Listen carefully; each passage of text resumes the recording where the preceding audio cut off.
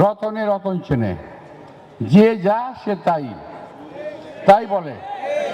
চোর চোরকে চেনে, বাটপার বাটপারকে চেনে, ডাকাত ডাকাতকে চেনে, চাঁদাবাজ চাঁদাবাজকে চেনে। আমার সঙ্গে এরকম চোর বাটপার বদমাইশ এদের কারোর সঙ্গেই সম্পর্ক নাই, ছিল না। আমার সম্পর্কে কথা বলছেন নানা রকম কথা। আসেন না একটু, যদি মুসলমান হন, মুসলমানের বাচ্চা হয়ে থাকেন, বাড়িতে মোকাররমের খতিব সাহেবকে সামনে রেখে কোরআন শরীফ শুয়ে বলেন যে আব্বা সাহেবকে জানাতুল দেখেছেন। আসেন, আমি চ্যালেঞ্জ করলাম আপনাকে, যেই যা বলেন। এই সমস্ত ফালতু কথা বলে মানুষকে বিভ্রান্ত করার চেষ্টা করবেন না। আজে বাজে কথা বলে এদেশে মানুষকে ঠকানোর চেষ্টা করবেন না।